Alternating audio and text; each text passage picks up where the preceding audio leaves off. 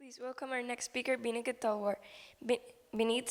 Began speaking in WordPress journey in 2012, launching his first professional website in a medial tech startup in just 20.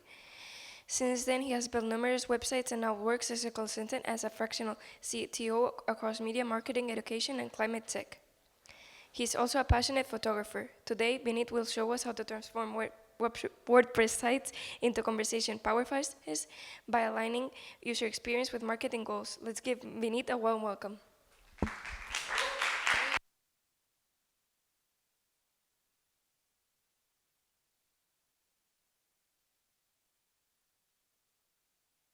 Now?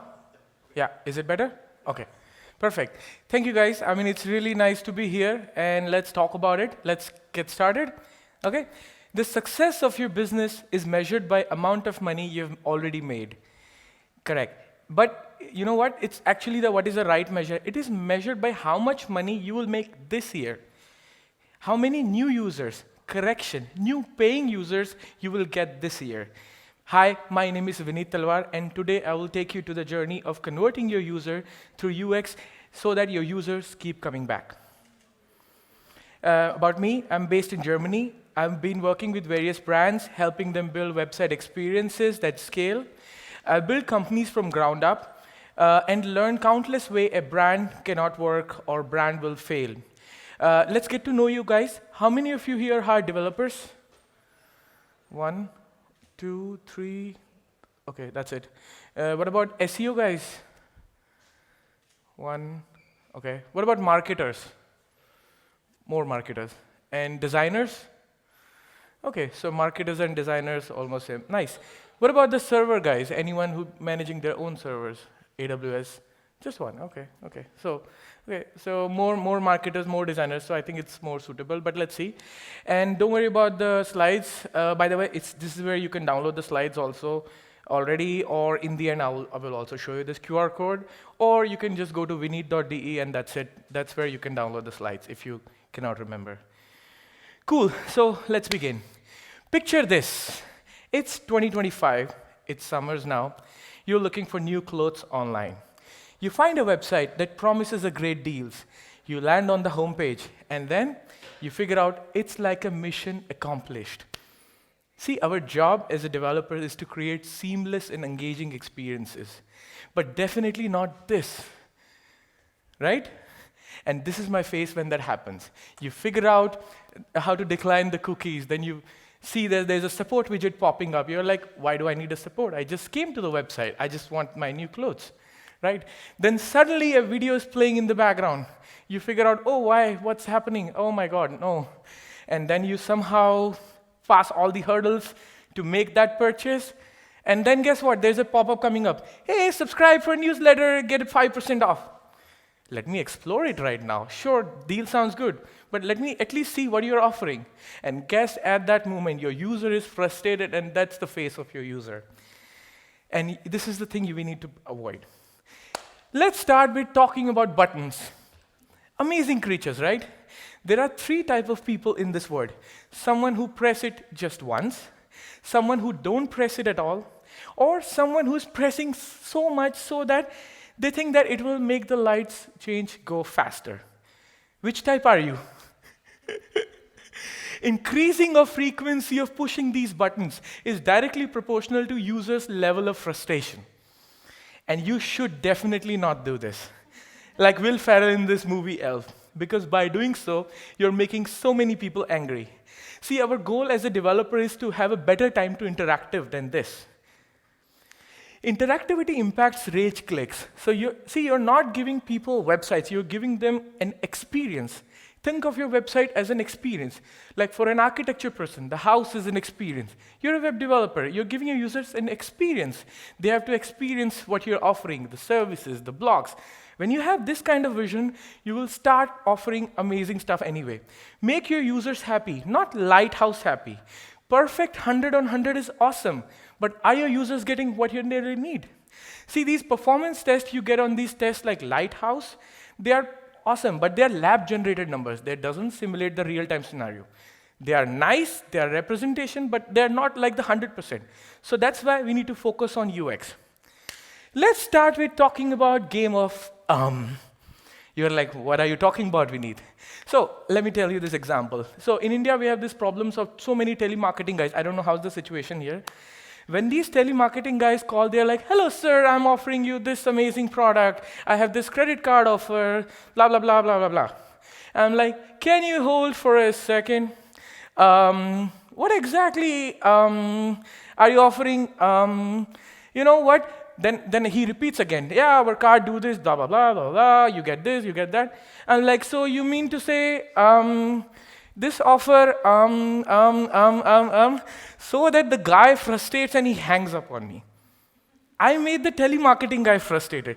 See, this is exactly what's happening when your website is doing the funky stuff, which is not it's supposed to do.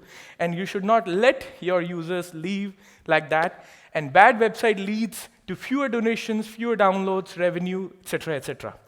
Plus, speed is a ranking factor on your Google search. Seal the deck, Captain.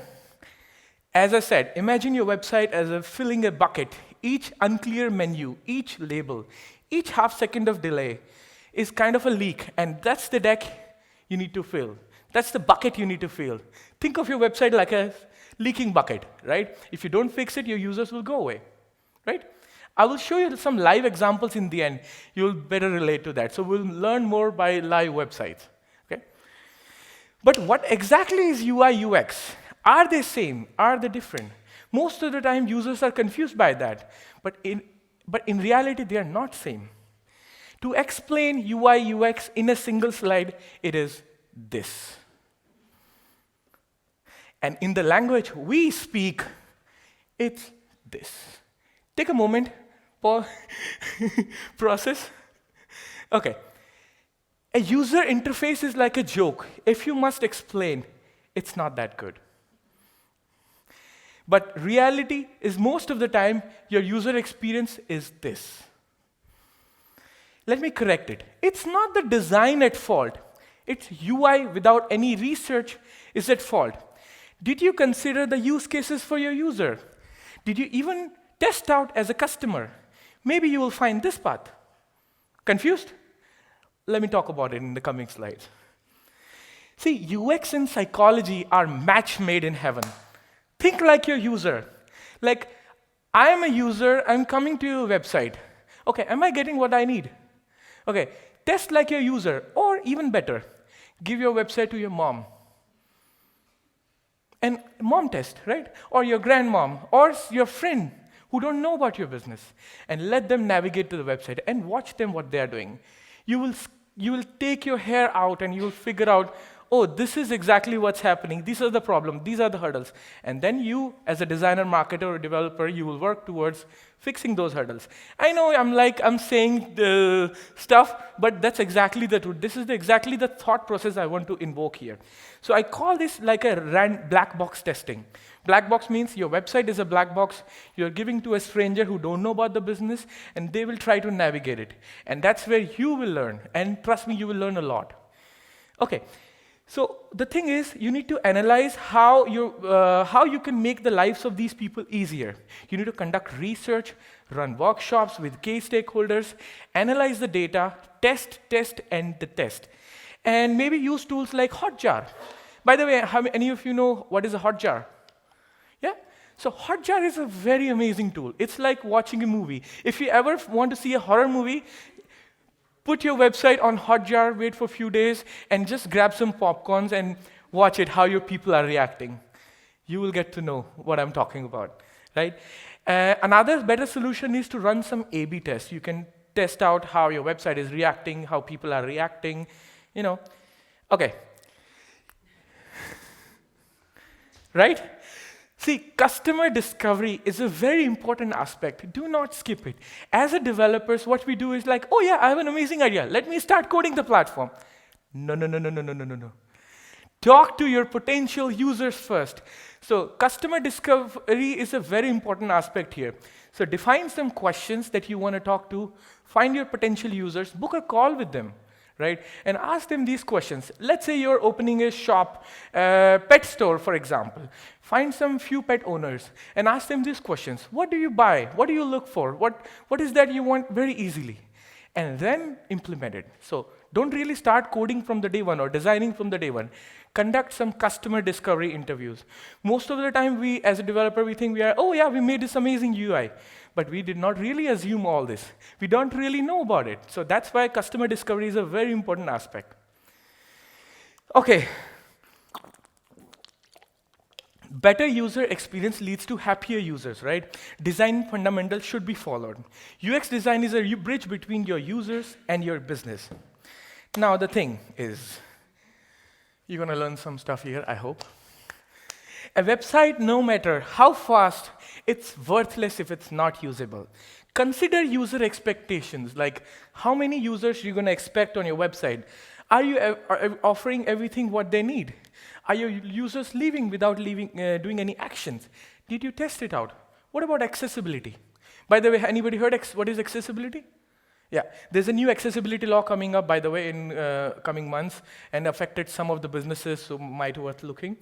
But anyways, test your website in different random browsers as a random visitors, as I said, and consider also your mobile visitors. By the way, this is a very amazing resources. If you want to know how the amazing user experiences are happening, check out Growth Design and case study. Not a sponsored link, but I really like that resource. And yeah, okay, so next stuff. Somebody told me that UX design is easy. All you need to do is make things obvious. Well, guess what? These are your everyday users, right? Agree? Okay. People make decisions emotionally and justify them logically. Do you agree? You want to buy like a new mobile. You're like, oh yeah, I'll buy a mobile and then justify myself. That's exactly the behavior of your users who are coming from your website. When they want to make a purchase, you want them to give all the stuff they need, like a trust signals, like a reviews, like a testimonials, or nice placement, deals, offers. So the customer's psychology is the key here. Like for example, Amazon. It's a horrible design, but it's still a $1 trillion business. Why? Because they are a CRO machine. They figured out the user's behavior.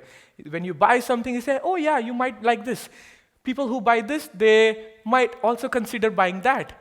And even if you end it, in the end it says, oh yeah, did you consider buying that? So cross-selling, upselling, these are the kind of things that matters a lot. And these are the things you need to invest when you're working on your website, right? Okay, but what exactly is UX design that we're going to learn in the next slide? So the trust signals, testimonials, security badges, clear statements, reduce anxiety, and boost confidence. Okay, think of it like you're giving your website to a mom and you ask her to buy online. How can you make her life easier? How can you get her confidence? So think it like that, okay? Okay, but what exactly is UX design? So UX design is a 4-step process: research, brainstorming, implement, and reporting. So what exactly you do? You carry out personas, you find use cases, do some journey maps, then you do user wireframing, prototyping, and development, and then in the end, reporting. Now the thing is, if nothing works out and if you find a friction, then you just go back from reporting back to brainstorming, implement, and reporting. And then this cycle continues. Right? So it's not like just jump here, start from research, brainstorming, implement, and reporting. Okay. People who hope to use your product probably has some expectations, and that's exactly what you want to know here, right? Okay. Everyone should be on the same page. Most of your developers may want a build tech-friendly solution, but guess what? They might not get their perfect results. Some of the training and alignment is needed so that your team is on the same page. Please consider that when you're building something. Let's decode UX. Companies, oh yeah, I like this slide, by the way. It's an amazing slide, and that's exactly what I wanted to convey here. You should interview your potential users, focus on your messaging, your content flow, define the purpose for each page, do some usability testing. This picture presents a story about 2 users. For the first one, UX is good. Oh yeah, it looks good. I'm a developer. Perfect, I nailed it. But guess what? This is the UX for your users. Okay, this is exactly what you want to fix. And this is the secret formula. Nothing secret, but that's it. Okay? Now, if you ever feel stupid, remember that there was an Apple engineer who invented this mouse. This can't be used while charging. Agree? No? Okay. Case studies. Let's do some live case studies. Before I do that, I want to do some like a disclaimer. These are some random hand-picked websites from various institutes, places, countries, and not a sponsored. And this is just an example that I'm going to show you here. So I'm not affiliated by any of them. I'm not promoting any of them. So that's why a big disclaimer. And here, we just want to learn, not bashing anyone. So a big disclaimer. OK. If you like to review a website, after you can also contact me. So let's start by this place, this university, right? Anybody want to point out what's the big problem here on this page? OK, can you elaborate? What's the big cookie problem here? The design of the bottom of the screen Mm-hmm. are full with a lot of objects that are focused on the Very good. There's one more. In cookie only, there's one big one. normal. Let me point out. Are you Latin American student? This question could be doesn't necessary because you can identify the place of the user. Exactly. You don't need to ask that. This is directly. And there's one more thing I want to point out, the big one. We are in Europe, and we should not be keeping it on directly. GDPR says that you cannot assume the user's consent directly. Do not pre-select. So by default, they should be deselected. That's one big violation they are in. Okay, somebody should tell them. Okay, overall, the IM is small. What do you mean by IM? Maybe this can be better, right? But overall, yeah, so messaging, cookie box, and this problem. Okay, try playing around with the pages. What's the problem here? Layout? It's too cluttered, too much stuff here in the center. Icon is going out of the line. I believe there could be some space between the this navigation and the text, right? Yeah. Yeah, I tried to view in the tablet view, and then that's what I came. Okay, so let's do a next one. I found this website called ask.com. I think it's some sort of newspaper or something, right? And I was like, let's test it out. What's the problem here? Exactly. So if you want your users, you are like agreeing with that or sign up. I don't know you. Who are you? I'm coming here first time. Maybe let me browse a couple of pages if you really want to push the subscription. That's the big problem. Facebook. Now you're like, what's wrong with Facebook? There's nothing wrong with Facebook. There's a teeny tiny improvement which can improve the UX a bit more. Anybody want to guess here? The hint, the form.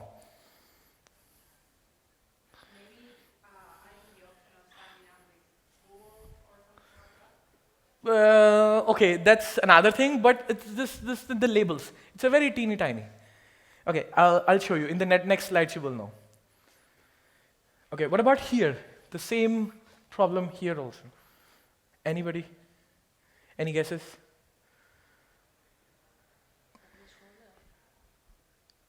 Yeah? No? I'll answer this one in the next slide.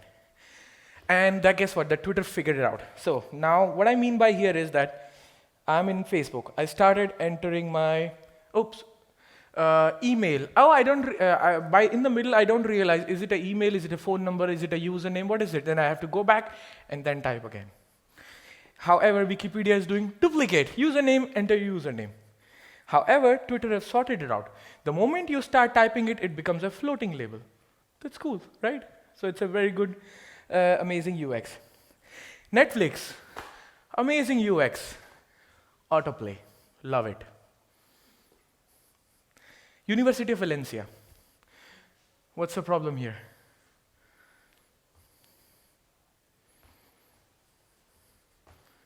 Full-size cookie banners, chatbot coming on the top. I didn't even take the consent, why it's coming up, right? And they did not consider one use case. I don't know if they solved it now. Last I checked it, it was not. So if you open uv.es without typing HTTPS or www incognito, you see a 404. If somebody, I don't know if they fixed it now, I didn't really check, but last I checked, it was there. And you're losing the potential traffic. Duolingo, amazing, simplified workflow, everything they sorted out. So I'm not even doing the bad examples, I'm doing the good examples also. So this is a good example here. Okay, so other day I was watching Money Heist, the La Casa de Papel, and I was like, okay, I wanted to check the Bank of Spain's website. By the way, full disclaimer, they fixed this issue now. So I was like, okay, I was playing around with cookie box also here also. Then I said, oh, I want to configure it. Now they fixed it, if you check it now. And I'm across this page. Is it a cookie box? Is it what? So why do I have to see a tutorial? It should be directly configurable, right? So don't do that. Don't give them too many steps. They don't have time. Okay, any issues here? It's University of Vienna's website.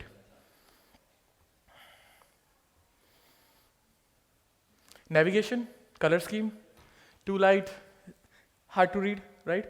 They could have done better colors, correct? And also they don't seem clickable at the first glance. Exactly. Okay, so next one. Good UI, bad example, tell me. Too many options. Bad UX, Jira. Amazing tool, but not a UI UX friendly, right? The features are good, but the UI is cluttered and unintuitive, and you really need like a tutorial. Not a good example. What's wrong here? Workday, job application. I hate that portal. Why? You start applying for a job. In general, that's a problem. Then you upload a CV, but you have to fill everything again. But okay, that's another matter. But here the problem, you landed on the website, a pop-up came, and from on the top of pop-up, there's another pop-up. Why? Speaking of good UX, anybody use this? You know what's the good part? When the moment you start entering the password, the beer closes the eyes. Lovely. It gets the attention of the user immediately. Okay, the animation, animation of beer is good, but what's wrong here, by the way? What can they do better? Any guesses? Correct. The update bar is blocking the view. Maybe this can be, they don't need it here, maybe they could use this space, or they don't even need to show here. Maybe this can be shown as a tiny icon here, right? Good UX, they are gamifying it. They are making it, yay, hooray, when you close the ticket, a unicorn will fly. Good example. Okay, so this is an old example. Partially they fixed it, partially they don't. So it's a Bank of Austria's website. What's the problem here?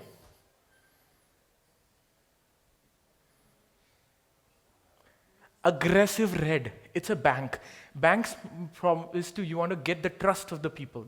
Look at psychology of colors. Just Google it, you will see what kind of colors your business should represent.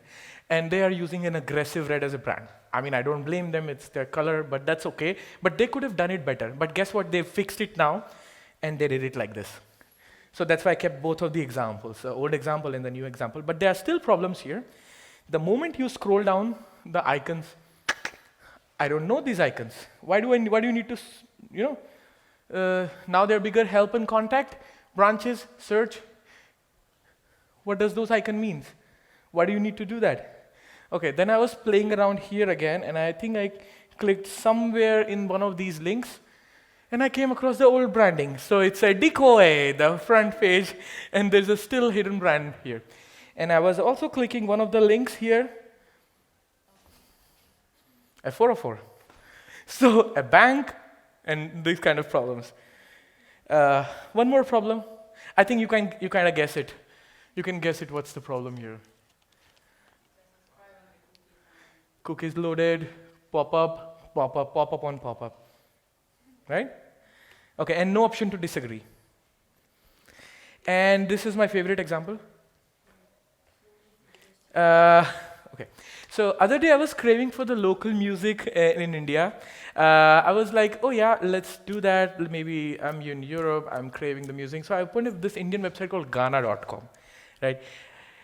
Okay, so I was like, let me listen to that. I'm like, okay, do not consent, consent. Okay, so maybe they're in Europe, maybe they complied with GDPR. I was like, let me check it, what kind of stuff that's happening, because 464, 87, too much trackers, right? Your data is being shared. And then I clicked on manage option. I'm like, oh wow, that's a long list. Legitimate interest, what does that mean? That's a sneaky way of saying, I want your data. So, and then I figured out what is it? Yeah, sneaky way of saying what's your data. And guess what? This legitimate interest is on. So I have to scroll down and do all the way to all 464. That's too much, right? But okay, I was like, let me try again. I somehow managed to scroll at the end, but another preferences, I'm like, okay, I saw one preferences and another preferences. I'm like, what is that? I want to listen to music. I don't want to deal with this. Then I checked it again. I'm like, I don't want to play. It's too much. Okay. Then I somehow figured out and closed it. Another pop-up. Brilliant.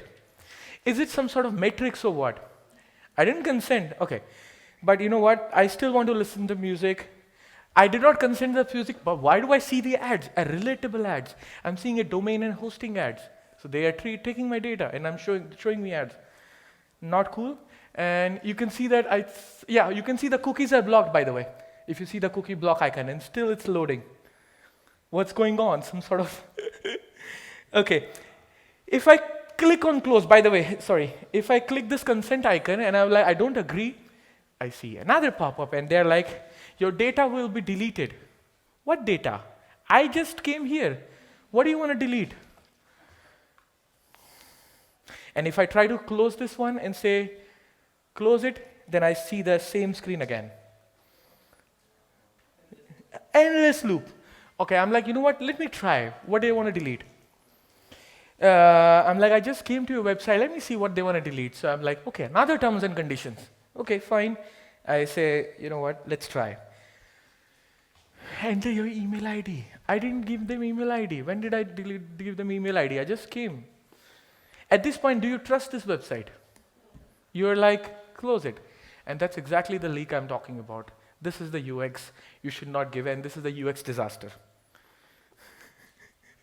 And at this moment, I was like, let me close it. But guess what? The moment I close it, this comes up again.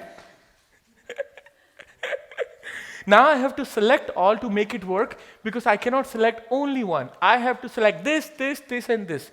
It's a GDPR violation. And when I select this, see the number of cookies loaded. 252. We saw that almost 464. But that's fine. I still want to listen to music. But wait a minute. Did we consent it? No, yeah. You see the cookies being loaded. I just wanted to show you here.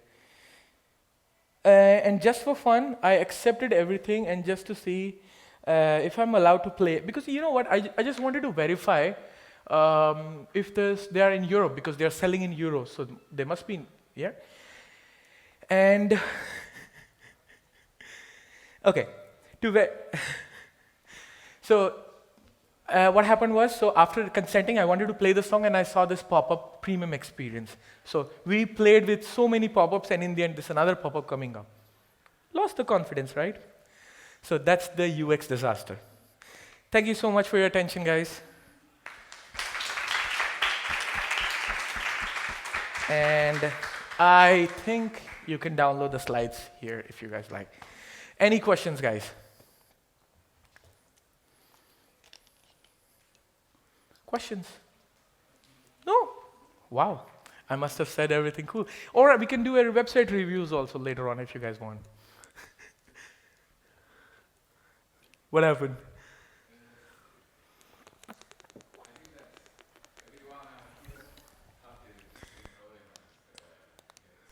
Pop-ups and things like that. But most of the time, I think that is a problem from upper instance. We all know how to do, I think, but most of the time the CEO or other departments wants a form here and another pop-up and another thing and another, And you are always in the middle, if you are lucky, or most of the time in a lower part of the decision panel. How can you fix it, or try to fix it? Actually, And sorry, go ahead. another appreciation more. There is a TV show called Mythic Quest. I don't know if you No, I meet. don't know. It's a TV show about a game developer company where is a professional called Daddy, who is the, pro- mm, the director of monetization, and always add things like that. It's a joke in the film, but it's the reality. Okay, so it's a two-part question, so let's address the first part. So thing is, of course, you as a middle person cannot really affect much, but what you can do is you can give the suggestion to the person above you that, look, this is how it should be, and the best would be we delay this. So instead of loading all the pop-up at once, run it on some intent. Maybe let them browse few pages, let them be there for a few seconds, let them at least scroll down. Check the intent, let them, do something, not for the first visitor. Also figure out if it's a first-time visitor or a second-time visitor. Maybe not do it for the first-time visitors, and that's the mistake a lot of the companies are doing. Now, how do you change that? So the thing is, a perfect team composition is actually the nicer way to do, but not all companies want to invest in that. So what do you invest in? You invest in the tools, the right tools that will tell you stuff like that, like A/B testing and Hotjar, and I don't think companies can do that, because with these tools, the reporting, as I said, you get the proof right away, and then you can show to your manager, look, this is how our people are struggling, I have a proof. And then they were likely to change, or they will say, okay, yeah, you're right, we are losing the revenue. Maybe that would happen. So you can do your job. Your job is to, as a developer, to give them the right direction. Instead of saying you're wrong, say that, let me give you the proof. And maybe they will change their mind. I know it's not easy, but it has to be diplomatic and stuff like that. Or if you're like, yeah, they don't care, then get a new job. That's it. That's another way. But if you are responsible for your clients, then you can tell them as a freelancer, as your own company owner, agency owner, look, this is what it is. Yeah. And your second question, it's over? Okay. Okay, I think I answered. Perfect. That's it, guys. If you have any questions, you can also talk to me here. If you want me to check your website, I can happily support you.